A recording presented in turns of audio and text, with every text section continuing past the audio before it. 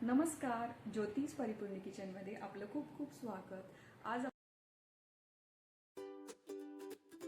आज आपण आवळा, मिरची, ओली हळद आणि लिंबाचा उपयोग करून मस्त असं मिक्स लोणचं बनवणार आहोत। हे लोणचं चवीला इतकं चटपटीत होतं की एकदा खाऊन आपलं मन भरत नाही। तर आपण 2-3 पोळी अगदी सहज खातो आणि सध्या आवळ्याचा सीझन चालू आहे। तर आवळ्याच्या सीझनमध्ये आवळे आपल्याला भरपूर प्रमाणात मिळतात आणि चांगल्या क्वालिटीचे सुद्धा मिळतात। तर या ठिकाणी आपण अर्धा किलो एवढा आवळा घेतलेला आहे। तर लोणचं बनवण्याआधी आपल्याला आवळे हे छान असे स्वच्छ धुवून घ्यायचे आहेत आणि त्यानंतर आपण एका भांड्यामध्ये पाणी ठेवायचं आहे आणि चाळणीमध्ये आवळे घालायचे आहेत आणि आपल्याला याला 15 ते 20 मिनिटासाठी आवळे छान असे उकडून घ्यायचे आहेत। म्हणजे एकदम सॉफ्ट होतात आवळे आणि याचं लोणचं पटकन मुरलं जातं। त्यासाठी आपल्याला आवळे आधी उकडून घ्यायचे आहेत। तर आवळे आपले उकडले जात आहेत तोपर्यंत आपण बाकीची तयारी करून घेऊया। तर या ठिकाणी आपण 100 ग्रॅम एवढी हळद घ्यायची आहे, 3 मध्यम आकाराची लिंब घ्यायची आहेत आणि 100 ते 150 ग्रॅम एवढी मिरची घ्यायची आहे। तर मिरची ही मध्यम तिखट असायला हवी, एकदम जी काळी मिरची असते झणझणीत असते तशा मिरच्या घ्यायच्या नाहीत। तर थोड्याशा मध्यम अशा तिखट असणाऱ्या मिरच्या घ्यायच्या। 3 लिंब घ्यायची, म्हणजे वजनी प्रमाणात हे सुद्धा 100 ते 150 ग्रॅम एवढीच लिंब घ्यायची आहेत आणि 100 ते 150 ग्रॅम एवढीच मिरची घ्यायची आहे। त्याचबरोबर आपल्याला ओली हळदसुद्धा 100 ते 150 ग्रॅम एवढीच घ्यायची आहेत आणि मिरचीच्या अशा पद्धतीचे लांब लांब आपण तुकडे करून घ्यायचे आहेत। आणि आता ओली हळदसुद्धा आपण अशा पद्धतीने स्वच्छ करून घ्यायची आहे। त्याचं वरचं संपूर्ण साल काढून टाकायचं आणि त्यानंतर लांब अशा आकाराच्या याच्या फोडी करून घ्यायच्या आहेत। तर सुरुवातीला आपण आता हळदीची साल काढून घेऊया। तर आता सीझनला हळद आपल्याला सहज उपलब्ध होते, म्हणजे ओल्या हळदीचे गड्डे अगदी बाजारामध्ये सहज मिळतात। तर अशा पद्धतीचे ओल्या हळदीचेच गड्डे आपल्याला आणायचे आहेत। या ठिकाणी अर्धा किलो आवळा घेतल्यामुळे आपण बाकीचं प्रमाणसुद्धा त्याच पद्धतीने घ्यायचं आहे। जर किलोभर आवळे घेतले तर तुम्ही पाव किलो हळद घेऊ शकता, पण आपण अर्धा किलो आवळे घेतलेले आहेत त्यामुळे आपण या ठिकाणी साधारणपणे 125 ग्रॅम एवढीच हळद घेतलेली आहे। 125 ते 150 ग्रॅमपर्यंत हळद घेतली तरी चालते। तर ओल्या हळदीचे गड्डे एकदम सॉफ्ट असतात, त्याचं साल पटकन निघतं। तर या पद्धतीने पहा, सालं काढून घ्यायची आहेत ओल्या हळदीची आणि याचे आपल्याला लांब असे तुकडे करून घ्यायचे आहेत। तर कशा पद्धतीने आपण तुकडे करायचे ते आता पुढे पाहूया। तर ज्या पद्धतीने व्हिडिओ दाखवलेला आहे त्या पद्धतीने उभ्या आकाराचे आपण आता या हळदीच्या गड्ड्याचे तुकडे करून घेणार आहोत। तर आपण ज्या आकाराच्या मिरच्या कट केलेल्या आहेत, लांब लांब आकारामध्ये मिरच्या कट केलेल्या आहेत, तसेच लांब आकारामध्ये आपण आता हळदसुद्धा कट करून घ्यायची आहे।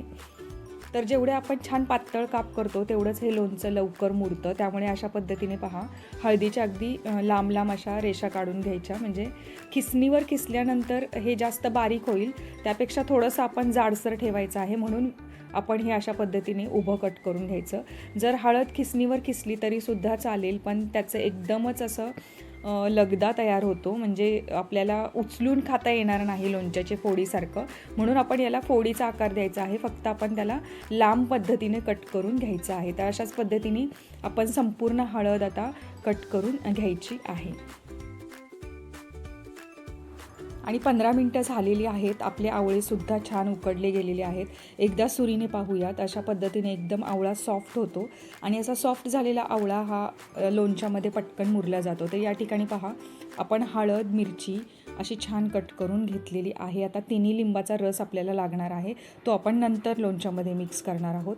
तर पहिल्यांदा हे आवळे थोडे थंड करून घ्यायचे आणि एका आवळ्याचे असे फोडी करून घ्यायचे आहेत। तर आवळे उकडले गेले की त्याच्यातलं बी अगदी सहजपणे वेगळं करता येतं आणि त्याच्या फोडीसुद्धा वेगळ्या होतात, कारण उकडल्यामुळे तो छान असा फुलतो, सॉफ्ट होतो। तर अशा पद्धतीने पहा, एका आवळ्याच्या आपल्याला 6 फोडी करून घ्यायच्या आहेत। तर या पद्धतीने आपण सगळ्या आवळ्यांच्या बिया काढून घेऊया आणि फोडी करून घेऊया।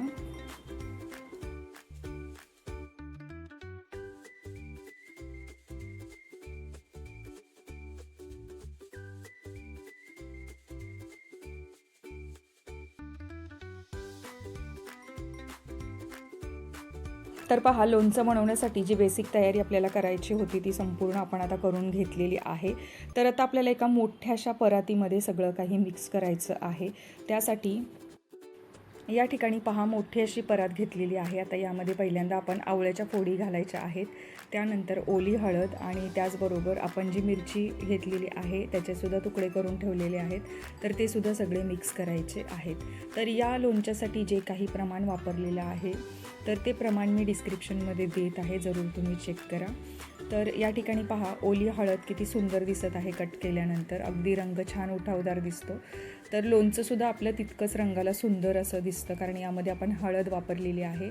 त्याचबरोबर आपण आता लाल मिरची पावडरसुद्धा यामध्ये वापरणार आहोत, जी की बेडगी मिरचीचं तिखट आहे, ते सुद्धा रंगाला खूप सुंदर असं दिसतं. तर आता हे तिन्ही जिन्नस आपण मिक्स केल्यानंतर यामध्ये मसाले मिक्स करायचे आहेत. तर पहिल्यांदा आपण यामध्ये मिक्स करणार आहोत मीठ. तर मीठ हे वजनी प्रमाणामध्ये 50 ग्रॅमच घालायचं आहे. तर हे साधं टाटाचं मीठ आहे ते घालायचं आहे. आणि त्याबरोबर आपल्याला आता यामध्ये लाल तिखट घालायचं आहे, ते सुद्धा 50 ग्रॅमच घालायचं आहे. तर हे बेडगी मिरचीचं लाल तिखट आहे, याने आपल्या लोणच्याला रंग अतिशय सुंदर येतो आणि चवही छान येते, तिखटपणा अगदी जेमतेम असतो. तर हे सुद्धा आपल्याला 50 ग्रॅमच घालायचं आहे. आता यानंतर आपल्याला यामध्ये छान अशी चटपटीत चव येण्यासाठी साखर मिक्स करायची आहे. तर साखर आपण 100 ग्रॅम घातलेली आहे, 100 ते 125 ग्रॅम तुम्ही घालू शकता. जर तुम्हाला लोणचं थोडंसं गोडसर आवडत असेल तर तुम्ही साखर 150 ग्रॅम घातली तरीसुद्धा चालेल. तर या ठिकाणी आपण फक्त 100 ग्रॅमच साखर घातलेली आहे. आता आपल्याला आंब्याचं जे लोणच्याचा मसाला असतो ते घ्यायचा आहे. तर तो आपल्याला बेडेकरचा लोणचा मसाला अगदी मार्केटमध्ये सहज मिळून जातो. तर तो बेडेकरचा लोणचा मसाला मी घेतलेला आहे, 100 ग्रॅमचं पाकिट आहे. तर यामधला फक्त 50 ग्रॅम आपण यामध्ये मसाला घ्यायचा आहे. वाटीने मोजून घेतला तर फक्त अर्धी वाटी मसाला घ्यायचा, तो 50 ग्रॅम बरोबर भरतो, किंवा वजनी प्रमाणात तुम्ही अगदी परफेक्ट 50 ग्रॅम असा मसाला वजन करून घेऊ शकता. तर हा आपला बेडेकरचा लोणचं मसाला आहे, कैरी लोणचं मसाला, तोच घ्यायचा आहे.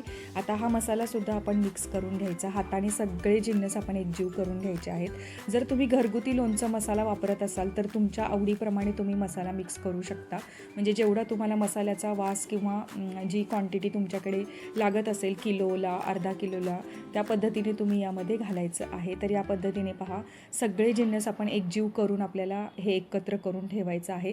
आता यामध्ये फक्त आपल्याला लिंबाचा रस घालायचा राहिलेला आहे. तर लिंबू कट करून घ्यायचं आणि लिंबाचा फ्रेश रस आपण यामध्ये पिळून घ्यायचा आहे. आपण या ठिकाणी 100 ग्रॅम एवढी लिंबं घेतलेली आहेत वजनी प्रमाणात. तर त्यासाठी आपल्याला फक्त 3च लिंबाचा रस यामध्ये घालायचा आहे, कारण 3 लिंब 100 ग्रॅम भरतात. जर लिंबू खूप छोट्या आकाराचा असेल तर 4 लिंबाचा रस घालू शकता. तर लिंबू घातल्यामुळे अगदी छान चव येते लोणच्याला, एकदम चटपटीत असं आंबट, गोड आणि तिखट अशा पद्धतीची चव येते. त्यामुळे आपण लिंबू यामध्ये अवश्य घालायचं आहे. तर लिंबाच्या बिया पडणार नाही त्याची काळजी घ्यायची, कारण लिंबाचं बी आहे ते जर आपल्या लोणच्यामध्ये मिक्स झालं तर ते सेपरेट करणं अवघड जातं, आणि लोणच्यामध्ये लिंबाची जी बी असते ती अतिशय कडू लागते, म्हणून लिंबाचं बी हे अगदी काळजीपूर्वक आपण वेगळं करून घ्यायचं आहे. तर अशा पद्धतीने पहा 3 लिंबाचा रस आपण यामध्ये मिक्स करणार आहोत.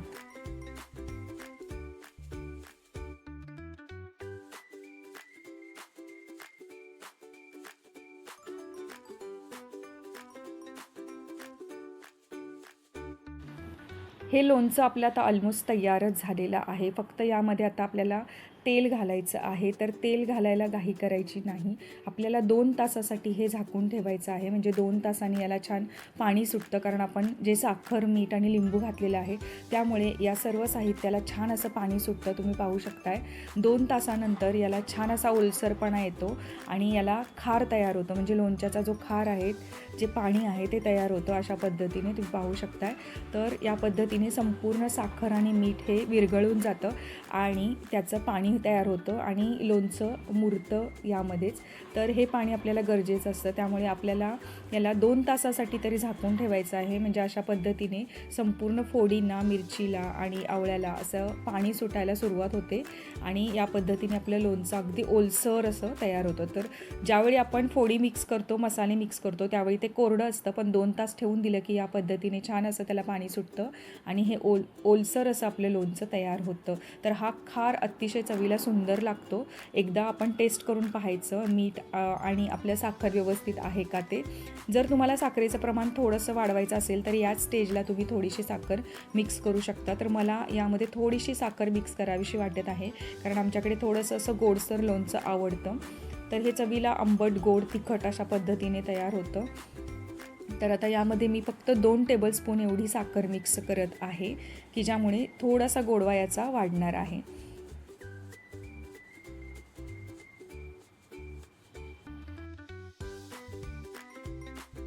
तर ही साखरसुद्धा मिक्स करून बाजूला ठेवून देऊया. आता आपल्याला या लोणच्यासाठी तेल गरम करून फोडणी करायची आहे. तर त्यासाठी आपल्याला तेलसुद्धा मोजूनच यामध्ये घालायचं आहे.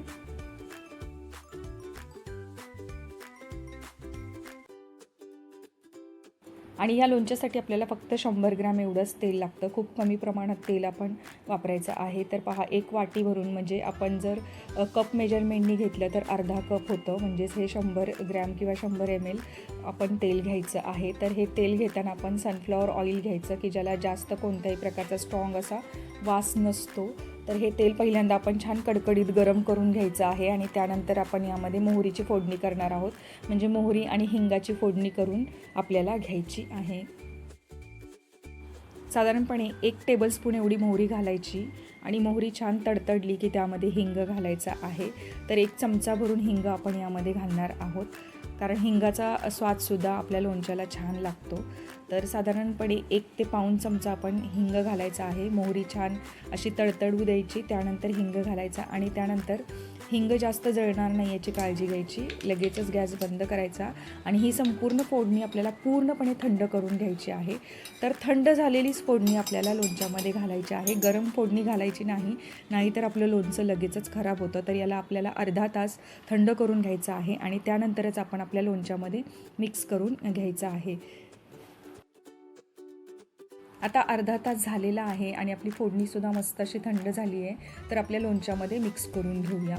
तर हे असं झटपट होणारं लोणचं आहे आणि आता हळदीचा आणि आवळ्याचा सीझन आपला चालू आहे. तर यामध्ये आपण भरपूर प्रमाणात हे लोणचं तयार करून ठेवू शकतो, कारण आवळ्यामध्ये, हळदीमध्ये, त्याचबरोबर मिरचीमध्ये व्हिटॅमिन C भरपूर असतं, त्याचबरोबर अँटीऑक्सिडंट असतात. त्यामुळे अशा पद्धतीचं हेल्दी आणि टेस्टी लोणचं जरूर आपल्याकडे बनवायला हवं. हे एकदा बनवलं तर वर्षभर आपण फ्रीजमध्ये ठेवून याला एन्जॉय करू शकतो.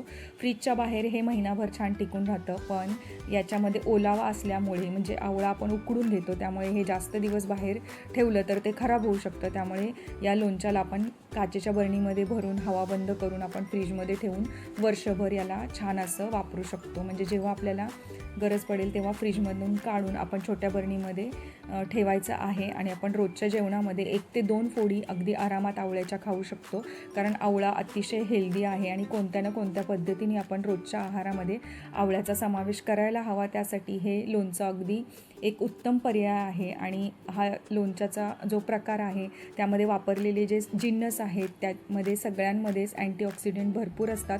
त्यामुळे मी कधी या लोणच्याला अँटीऑक्सिडंटवालं लोणचं असं सुद्धा म्हणते, कारण माझ्या मुलांना हे लोणचं फार आवडतं आणि त्यांना आवळा खायला आवडत नाही पण लोणचं खायला आवडतं. त्यामुळे मी दरवर्षी अशा पद्धतीने एवढ्या प्रमाणामध्ये लोणचं बनवते आणि हे लोणचं आमच्याकडे लगेचच संपून जातं. तर हे दिसायला किती सुंदर झालेलं आहे, तुम्ही पाहू शकताय. काय मस्त कलर आलेला आहे आणि चवही तितकीच अप्रतिम होते. अगदी आंबट गोड तिखट अशी याची चव असते. जर तुम्ही एकदा हे लोणचं बनवलं तर तुम्ही नेहमी असंच बनवत राहणार याची मला गॅरंटी आहे, कारण दरवर्षी अशा पद्धतीचं लोणचं जर तुम्ही एकदा बनवलं तर वर्षभर तुम्ही ओली हळद आणि त्याचबरोबर जो आवळा आहे तो अगदी रोजच्या आहारामध्ये ठेवू शकता. तर अशा पद्धतीचं आपलं आवळ्याचं आणि ओल्या हळदीचं झटपट होणारं लोणचं अगदी तयार झालेलं आहे. तर आता आपण याला पोळीबरोबर, भाकरीबरोबर सर्व करू शकतो किंवा वरण भाताबरोबर सुद्धा चवीला सुंदर लागतं. तुम्हीसुद्धा यावेळी जरूर हे अशा पद्धतीचं आवळ्याचं आणि ओल्या हळदीचं लोणचं बनवून पहा आणि तुमच्या प्रतिक्रिया कमेंट्सद्वारे मला सांगायला विसरू नका. तर कशी वाटली ही रेसिपी? आवडली ना? आवडल्यास व्हिडिओला लाईक करा, चॅनलला सबस्क्राईब करा, म्हणजे तुम्हाला अशा छान छान रेसिपीज पाहायला मिळतील. तर भेटूया आपण नवीन रेसिपीसोबत पुढच्या व्हिडिओमध्ये. तोपर्यंत खात राहा आणि पाहत राहा ज्योतिष परिपूर्ण किचन. आणि चॅनलवर नवीन असाल आणि सबस्क्राईब केलं नसेल तर सबस्क्राईब करून बेल आयकन जरूर प्रेस करा, म्हणजे येणाऱ्या नवनवीन व्हिडिओचं तुम्हाला नोटिफिकेशन मिळेल. तर भेटूया आपण नवीन रेसिपीसोबत. तोपर्यंत Bye bye and thanks for your time.